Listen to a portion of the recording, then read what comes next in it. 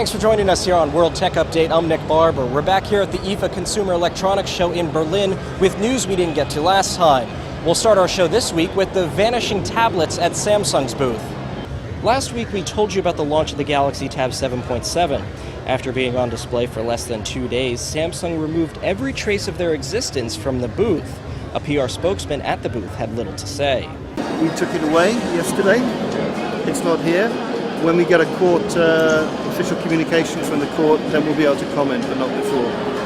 And which court has ordered you to take it away? No, all I can tell you, when we get official communication from the Düsseldorf court, we can comment.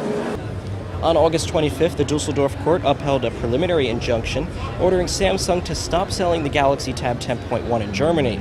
Samsung's lawyers must have anticipated the possibility that the court's ruling would apply to the smaller tablet too. Samsung covered up the signage for the tablet. You can see here in the before and after images. In this image, a backlit sign for the Galaxy Tab 7.7 is visible, but by Sunday it was replaced with an advertisement for the Note. On one of the walls of the booth, it looked as if a piece of text was slapped over what previously advertised the Tab 7.7.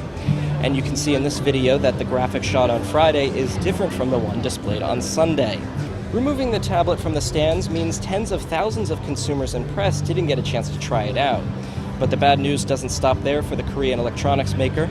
Reviews are starting to roll in for the Galaxy Note, the 5.3-inch tablet smartphone hybrid. Many seem to be scratching their heads about the size and the stylus that it uses. I think the Galaxy Note is kind of an interesting product. In some ways, it's sort of a throwback, right? It's a 5-inch phone with a stylus. It almost feels like a PDA. The reality is large phones have never done particularly well. The Dell Streak didn't do particularly well. I think Samsung's going to be pretty challenged with this product. Not sure that people really miss the stylus. We'll find out whether or not the tablet smartphone is a success when it launches later this year.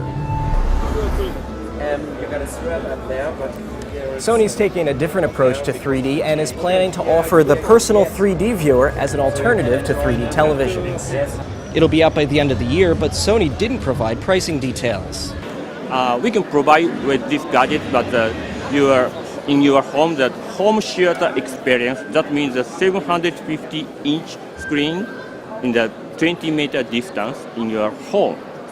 So thanks to our OLED technology, that means organic light emitted diode that can provide a very clear picture you haven't experienced yet.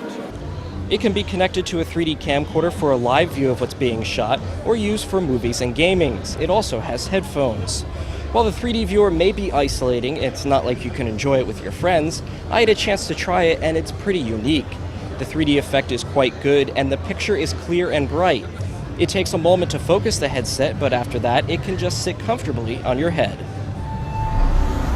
Staying with 3D, LG debuted its dual play technology, hoping to entice gamers into buying their 3D TVs.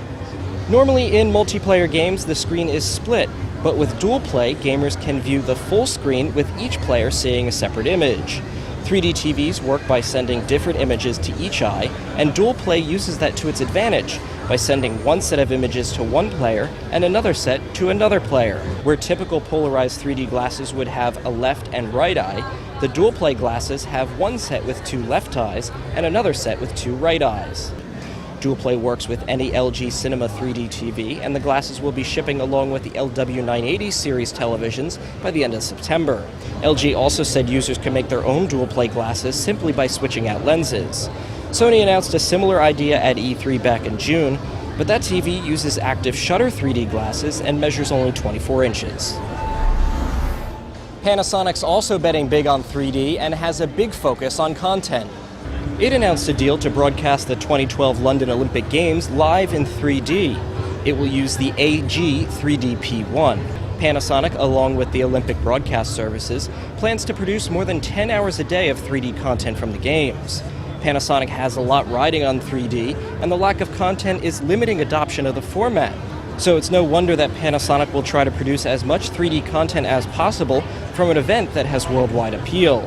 Hoping to speed up content creation for regular consumers, the company debuted its newest 3D camcorder, the HTC Z10000. It has a 6.5 megapixel sensor and can shoot 1080p HD video.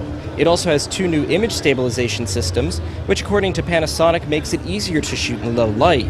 This marks the second year that Panasonic introduced a 3D camcorder during the show, continuing its push for the format.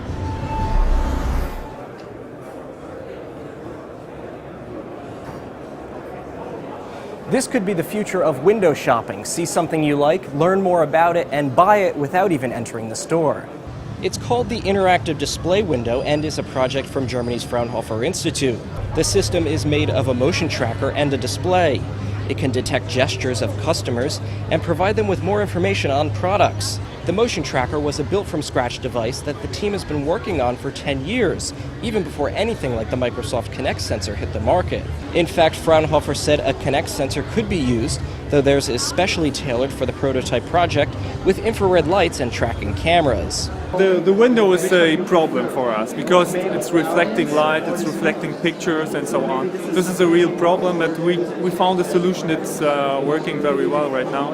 And on the other hand, one of the biggest problems is to teach the user how to actually do it. Fraunhofer didn't say what companies they're working with to further the project. Sure, your iPhone can send text messages and get your email and make phone calls, but what about control your vacuum cleaner? LG showed off its HomeBot 2.0 that can be controlled by your iPhone. And it doesn't just vacuum, it can patrol your home when you're not there. It's capable of sending live images back to your phone as it moves around your home. It'll even map the rooms in your house. It's on sale now in Korea for about $800. And if an iPhone-controlled vacuum cleaner wasn't enough, how about a robotic window washer? Called Windoro, it's a 2-part system. One side goes on the outside of the glass and the other on the inside, and it's held together by magnets. It can work on windows up to 1 inch thick, but it'd be a tough task to mount the outer unit if you're in a high-rise, so for now, it might just be better to stick with hand washing. Well, that's our show for this week. Thanks for joining us here on World Tech Update. Next week, I'll be back in Boston, but I'm on the road again soon, this time to Tokyo for CTech, so be sure to mark your calendars. To find out what's coming up on every week's program, be sure to follow us on Facebook and Twitter. As we head out this week, we'll leave you with some sights of IFA. I'm Nick Barber, and for all of us here at the IDG News Service, thanks for watching, and we hope to see you next week.